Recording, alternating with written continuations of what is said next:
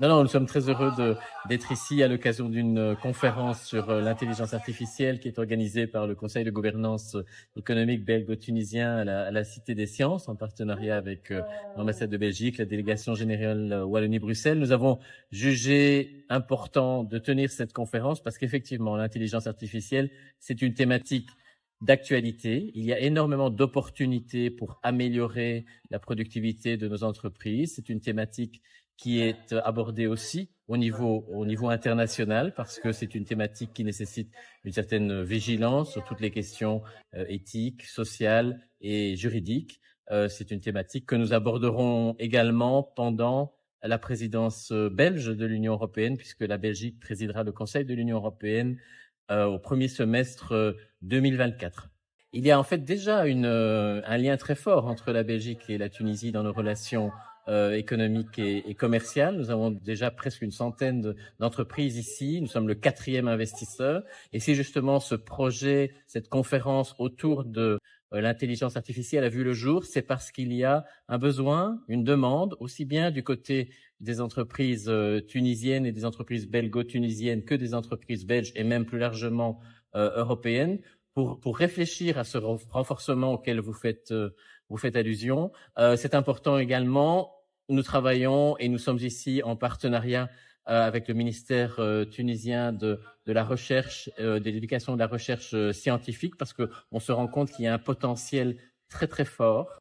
Il suffit de faire référence à l'expérience ou au cas InstaDeep, qui est sur toutes les langues lorsqu'on parle d'intelligence artificielle. Vous savez, comme j'ai eu l'occasion de le signaler dans mon intervention, que InstaDeep a bénéficié d'un financement du bras financier de notre coopération au développement d'une structure qui s'appelle le Bio au tout début de cette aventure qui est une success story. Donc dire qu'il y a énormément de potentialités entre la Belgique, entre la Tunisie, c'est déjà le cas maintenant, mais nous devons aller dans le sens de cette quatrième, on dit parfois la cinquième révolution industrielle qui fait référence à cette intelligence artificielle, opportunité et vigilance. Revenons au problème de changement climatique. Est-ce que l'intelligence artificielle peut être une solution devant ces défis climatiques, surtout les énergies renouvelables? Alors effectivement, il y a sûrement au niveau des experts, moi je ne suis pas un expert en la matière, mais une réflexion est sûrement en cours sur la manière d'aborder la problématique climatique avec les moyens nouveaux dont nous disposons.